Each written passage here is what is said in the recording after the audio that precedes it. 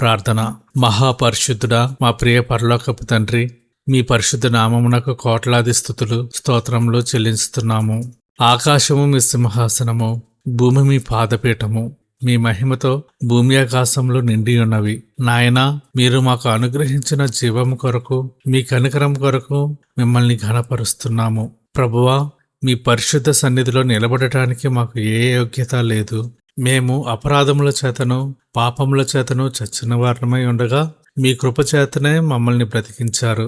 తండ్రి, మీ ఎదుట మేము ధూళి వంటి వారము, గడ్డి పువ్వు వంటి వారము. మా నీతి క్రియలన్నీ మురికి గుడ్డల వంటివి.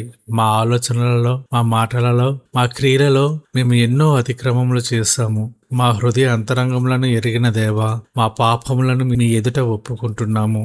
మా ప్రియ కుమారుడైన యేసుక్రీస్తు రక్తం ద్వారా మమ్మల్ని కడిగి పవిత్రపరచమని వేడుకుంటున్నాము. మమ్మల్ని క్షమించి మీ నీతిని మాకు ధరింపచేయండి. ఈ సమయంలో లోకంలోని దీనస్థితిలో ఉన్న ప్రతి ఒక్కరి కొరకు ప్రార్థిస్తున్నాము.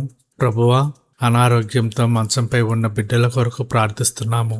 మీరు కుష్ఠరోగులను శుద్ధి చేశారు, గుడ్డివారికి చూపునిచ్చారు, పక్షవాతం గలవారిని నడిపించారు. ప్రభువా, చనిపోయిన లాజర్ను సమాధిలో నుండి బ్రతికించి బయటకు పిలిచిన దేవా, ఆ పునరుత్థాన శక్తితో మా ప్రాణాంతక వ్యాధులను, క్యాన్సర్ వంటి భయంకరమైన రోగాలతో పోరాడుతున్న వారిని మీ గాయపడిన హస్తంతో తాకండి. యెహోవా రాఫాగా మీరు వారికి స్వస్థతను అనుగ్రహించండి. ఆసుపత్రులలో చికిత్స పొందుతున్న వారికి మీ శాంతిని, ధైర్యాన్ని ప్రసాదించండి. నాయనా, ఆర్థిక ఇబ్బందులలో చిక్కుకున్న కుటుంబాల కొరకు ప్రార్థిస్తున్నాము. 5 రొట్టెలు 2 చేపలతో 5,000 మందికి పైగా ఆహారం పెట్టిన దేవా, పేద విధవరాలి పాత్రలో నూనె తరిగిపోకుండా అద్భుతములు చేసిన తండ్రి, అప్పుల బాధతో నిరుద్యోగంతో కృంగిపోతున్న వారికి మీ పరలోకపు ఐశ్వర్యం నుండి ద్వారాలను తెరవండి. ప్రతి ఒక్కరికి అవసరమైన జ్ఞానాన్ని, పనిని దయచేయండి. కుటుంబాలలో ఐక్యతను, సమాధానమును పునరుద్ధరించండి. విడిపోయిన హృదయాలను కలపండి. గృహములలో ఉన్న కలహాలను, అశాంతిని తొలగించి మీ ప్రేమతో నింపండి. నాయనా, ఆకలితో అలమటిస్తున్న వారికి ఆహారమును దయచేయండి.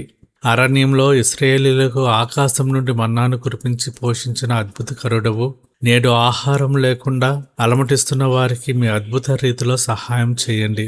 నిలువ నీడలేని వారికి ఆశ్రయమును ప్రసాదించండి. అనాథలైన పిల్లలకు తండ్రివై ఉండి వారిని నడిపించండి. వితంతువులను ఆదరించండి.